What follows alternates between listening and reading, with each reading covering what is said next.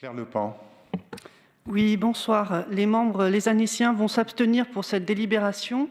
Je souhaite en effet vous faire part d'une inquiétude liée à cette convention et notamment au dispositif de remboursement de l'accompagnement policier. En effet, comme Pierre Gey nous l'a dit, la visite médicale en amont de l'intégration d'une cellule de dégrisement a pour objet de s'assurer que l'état de santé de la personne est adéquat avec ce dispositif afin de prévenir les incidents, les accidents et protéger nos forces de l'ordre. Une fois que cela se saura que nous refacturons 208 € l'accompagnement policier, je crains que les personnes en état d'ivresse soient réticentes à cette visite médicale, voire même aient des réactions violentes au moment de leur interpellation, rendant difficile le travail de nos agents. Par ailleurs, face à la montée en puissance de la consommation d'alcool et de ses répercussions, dans une démarche préventive, je souhaite que l'on s'interroge sur le bien-fondé de la multiplication des débits de boissons éphémères lors des événements qui invitent à la consommation sur la voie publique. Donc, à nous de nous poser les questions des deux côtés, de comment on fait avec l'ivresse et comment on évite l'ivresse.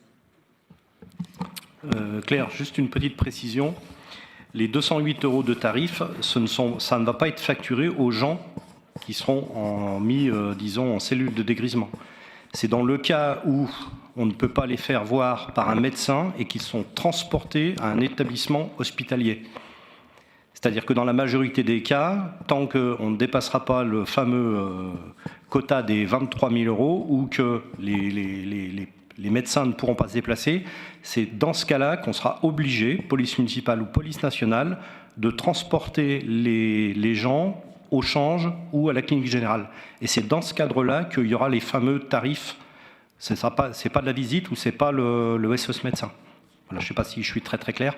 Mais après, je te rejoins aussi sur le questionnement à se poser sur la consommation d'alcool sur les événements et sur la voie publique.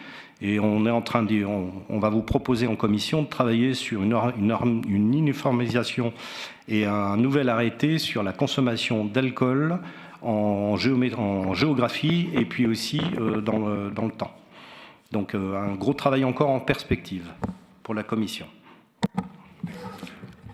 Alors, excusez-moi, Claire.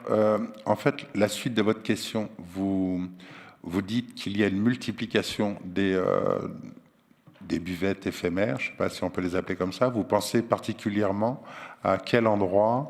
Vous pensez par exemple à l'Ancilleviennerie, les buvettes des associations, ou alors vous pensez à autre chose? Je pense effectivement... Alors je cite l'Ancilleviennerie comme j'aurais pu citer Sénat, comme j'aurais pu citer d'autres... Mais c'est gentil quand même, j'apprécie que vous ayez pensé à moi, monsieur le maire. Je sens que vous appréciez vraiment Anne-Sylvieux et ce qu'on y propose pour les associations. J'apprécie Anne-Sylvieux, mais je pensais qu'on l'avait passé ensemble. Comme j'apprécie l'Ancilleviennerie. Mais je pensais qu'on avait passé ensemble un bon moment justement à cette occasion. Nous avons passé un très bon moment. C'est pour ça que je rajoute, monsieur Anthony Granger, vous remarquerez, je vous ai laissé la parole.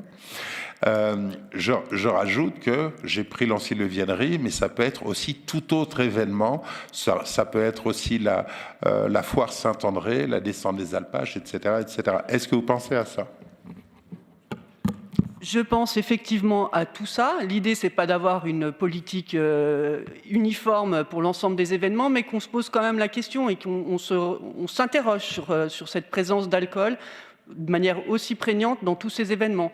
Voilà, à voir si on limite le nombre de débits de boissons éphémères ou alors si... Enfin voilà, je n'ai pas la réponse, hein, mais je souhaiterais qu'on s'interroge et qu'on ne soit pas, je dirais, d'un côté à laisser faire et à inciter par le laisser-faire à la consommation d'alcool sur la voie publique et de l'autre côté, je dirais, réprimer les personnes en état d'ivresse qui sortent des établissements, ou enfin en tout cas des espaces qu'on a nous-mêmes créés. Voilà. Écoutez, on a le même raisonnement et comme l'expliquait Karine tout à l'heure, on a une action de réflexion sur l'ensemble de ces sujets. Merci.